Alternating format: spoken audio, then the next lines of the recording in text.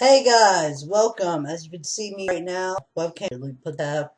And today we're going to be playing Versus Lost Ones. So I like reading, I'm a big fan of it. I read the Goosebumps where you get to make the choices and stuff, and that affects your decisions. And now they have games about it, which is pretty awesome. Except this game right here, though, does not have any graphics at all or sound effects. So you're basically reading this whole. It's basically like the Goosebumps stories where you just read them and then your final decision. I thought they were great. I'm excited to dive into it. So I buy this right now for $3, but I'm gonna wait and see. I'm gonna try playing it for free. So it's sale till August 28th. So if I don't get it before then, the price will increase. But I'm gonna try playing it for free now. So this is gonna be like the demo. Wait, let's play. Versus the Lost Ones, and I'll be reading this for you guys. Prologue. So basically, this is like a book. Alright, so I'm gonna start right now. Okay, there would be something beautiful about this place if it wasn't so haunted. It's them, the civilized statues, fluid and pulsing in their stillness, stretching across the garden hills in the tidy rows. There are hundreds of them, representing a life lost on this strange foreign planet. Planet versus. Um, Planet versus. You haven't decided whether being called here is a blessing or a curse, but then you've been here a few days. Up until now, it's been nothing but shock and awe. I don't know if I'm saying that right. Wonder and adventure. Take your present company. For example, you stand beside a devastated android and a coding witch and a war-torn commander, an avian air prince and his towering slave, a racing weaponist and an alien. I don't know what that word is. I'm gonna just try saying it for you guys. Detivity. It's a lot of words. Some words I don't know. Where you're from. This wouldn't be near the realm of possibility, but here on Planet Versus, any limits on the impossible have been crackled wide open. In a way, it's everything you ever dreamed of for your once sheltered life. Uh, it's also more terrifying than you would have imagined. After all, you stand here and at the funeral of someone you just met, someone whose death had a direct hand in sentencing. Uh, you stand underneath the memorial statue, knowing that before your time here is through, you're likely to see how many more statues populate hills. That is, if your own doesn't take shape first. Alright, it took me a little bit longer, but alright. So that's when cold reality grips you. You don't want to die here. So what are you going to do? Make sure you survive Planet Versus. 3 days in the world to go. Today is supposed to be a different day, a special day, but so far it's looking like all the others. You sit in the same seat, in the same compact transplane, staring out at the same window, at the same set of scenes. You know you're supposed to be nervous, because today's battle is more important than any other battle you've faced before. But that's the thing. All you ever faced is battle. When all you ever wanted to is something more. Though, as usual, all you get is more of the same. Like now, looking out a window at a pristine capital blurring by. You know what you explored every. You know. Okay, hold on. You know that you've explored every crack and cobblestone that makes up the city. just as you explored every cave and corner that makes up planet Perskia. Alright, Priskaya, I don't know. You see the familiar anti-plot block warning posters, the ad for shared data plans, the banners bearing the, I don't know what that says, but I think you guys can think of a way to say it. It's probably not a word. Reflection, and wish that you, for once, see something you didn't expect to see. So you try to put yourself somewhere else the same way you do every day. Okay. Alright. I'm on a planet made of fire, steering a lava log through a molten lake. I'm behind a waterfall, hidden in a cavern of crystals, pulsating distant emotions. I'm in an endless foreign city negotiating the price of some mysterious felicity. I'm leaning back in my galactical uh, console chair, weighing the fate of the world.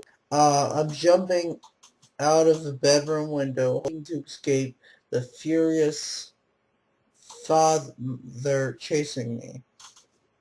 Okay, so I get to see what situation I get to put myself in. Okay, I guess I would do the last one, maybe. I don't know. First for me, or no, I'm on a planet made of fire. That sounds pretty cool, actually. So let's do that one. The muscles in your arms flex as you use your ice core or navigate the bubbling molten rapids. You've been down this river times before, since you're the only explorer strong enough to collect the expensive elements forged in these riverbanks.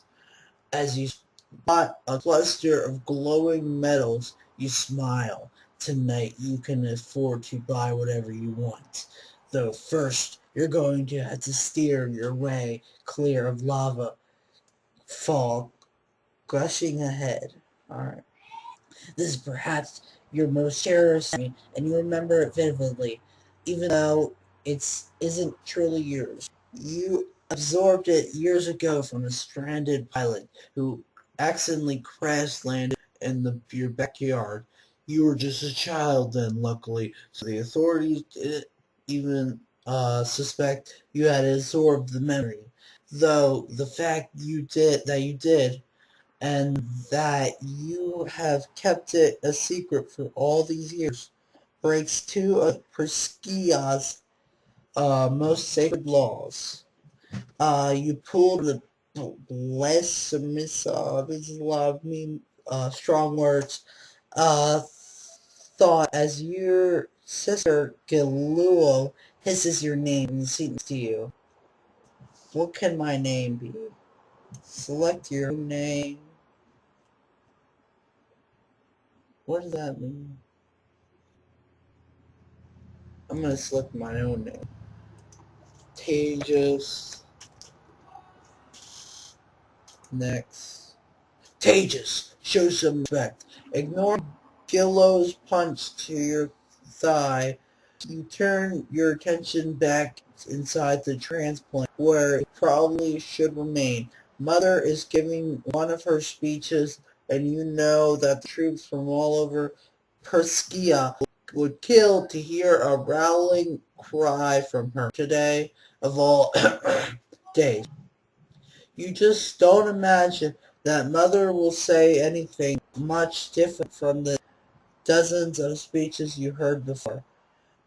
I don't have to remind you how this battle is, Mother continued, one hand resting on the Hitler grav gun at her side. No, don't make me read audiobooks on in like the cars, you know what I'm saying? Don't make me do that, please. That special edition grav gun is like Mother's security blanket, or better yet, a kind of permanent exterminate. You can't remember a time you've ever seen her without it laid against her hip, coursing her power and command. I will remind you, nonetheless, today the future of our entire planet depends on us. Mother pauses, lapsing into one of her signature dramatic breaks. You watch as the troops sit a little straighter in their transplane seats. When Mother speaks, people listen. After all, she's the greatest Priskin general who ever lived. We fought hard to keep the blots from advancing this far, but the enemy we face is relentless. We take control of the collective life plan. Priskia is lost forever, which means that today we must win. You look to your right and see Gillo sit still, her square jaw set, always the big soldier. Then you look across the transplane to the medic bay, where father stares at mother. A broad smile curves beneath his bushy mustache. As usual, he's practicing made up his pride. You can feel his emotions flowing freely through the cabin with everyone else as mother finishes her speech. Today must be the end of this black war, mother finishes, which means today must also be the first day of our new lives. in the glory we share, mother finishes, raising her fists into the air. You shout a cheer with the rest of the soldiers and feel the swell of courage and terror and silence in the transplane passing from soldier to soldier. Automatically, you feel your mind opening up, offering your own thoughts, feelings freely. You always wonder what it might be like on other planets, if other cultures value sharing the way that Priskins do.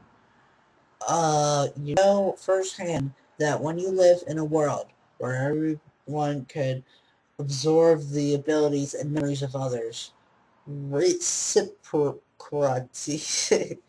I don't know, guys. If you can list the meaning and how it's pronounced down below right here.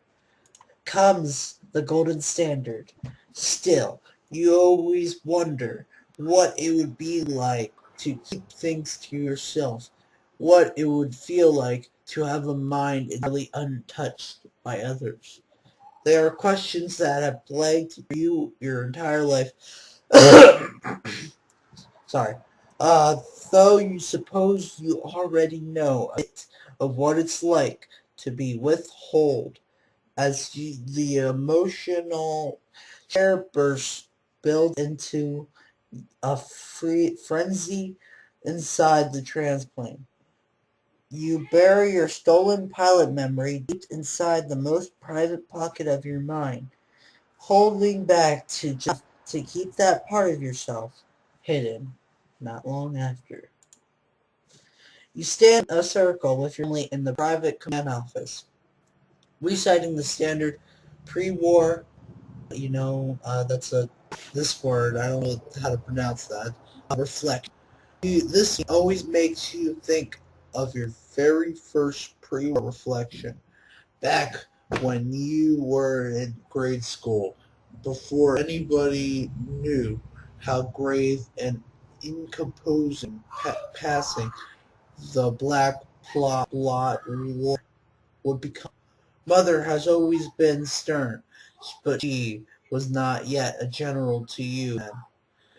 You remember how much younger she had looked before her light gray eyes turned into steel. You've been playing in the pond pool with Gillo, losing at some intricate, in, hold on, intricate game. Intricate. game, I guess. She had created with trap balls and floating rings. Whenever the game shifted in your favor, the rules always seemed to shift to suit Gillo, which was fine by you, since you had long since learned to cheat at Gillo's game anyway. She was so loyal and obedient, Gillo didn't even consider the possibility that someone might cheat. She, so she never thought to look for the signs, though she supposed Gillo cheated in her own way, setting up malleable rules to begin with. Mother had come out into the yard in the middle of the game, dressed in her full Priskin battlesuit armor, which she somehow wore as effortlessly as a summer dress. Father trailed behind her, as he often did, wearing not much more than a smile. Though something was different about Father's smile today, that it took labor quality, like it was stretched too tightly to hold too long. Father Taub towards Taub, you and Gillo dry before I knelt down to speak to both of you, smelling of metal and gravity fluid. Next, okay. I must go on a tour now. I hope to not be long. I hope not. I hope to not be gone for long, she said. Gillo, I expect you to protect the family when I'm gone. Gillo nodded and raised her hand across her rotted chest, finding a way to in her own way. But she even knew what it truly meant. What she was born a soldier even then, with her sturdy frame, plain, flattable face. Tajus, I want you to keep Father. I want you to make sure to keep Father busy to the cuts and sprains from all of your exploring. Can you do that for me? You nodded.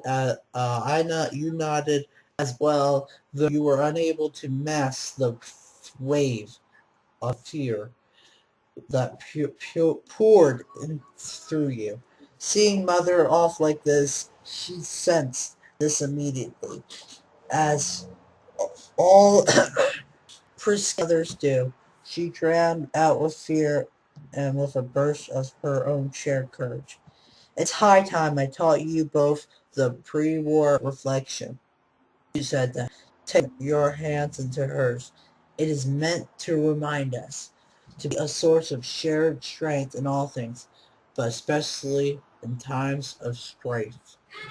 But that was the first time you recited this reflection as a family. But none of you knew that then it would be far from the last. Oh, all right, okay.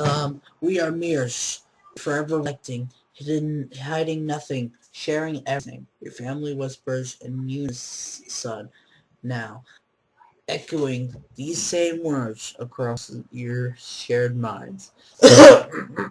Sorry, cough. Okay, as you repeat the words, you speak, open your eyes and see everyone's reflections continuing infinite, passing from mirrored wall to mirrored wall. Almost every structure on Priskia is made of mirrors, a powerful reminder to see yourself in everything, so that you may reflect everything in yourself. The metaphor is so potent, in fact, that all Priskians are branded with mere patches on their left cheeks upon birth. Stare in your own mirror patch now, reflecting your image endlessly across the ship. You wonder what it would be like if you could dive into this infinite abyss. if the mirror could melt into a portal to take you to some new world, someplace new and uncharted. Though really you even settled for a different life here on Priscilla. Alright, so this is going to be the last choice I make for this video because it's my reading's a little long and stuff. So I'm going to make this choice here, or it would be if I asked you guys what your choice would be for this one. So I'm going to read out choices here and tell me what choice do you want. Alright. So though really you even settled for a different life here on Priscilla. Let me put my webcam out. Make this smaller. Yeah, whatever. Okay, so I love to be a doctor like father. My dream is to be an artist of some kind. On second thought, I really do just want to be a galactic explorer outside Priscilla. I like to pursue academic profession to become a mature lawyer. I want to be a pristine pursuit, serving as part of a reflectionist others. I always dreamed of a simple life as a friend. Truly see myself some kind of political revolutionary. Actually, I'm happy serving as a soldier defending my planet. So, what do you see your guys as? I'll make this choice next time. If you guys let me know what choice you want. So thank you. I appreciate it. I enjoyed reading it. So yeah. See ya. And, alright guys.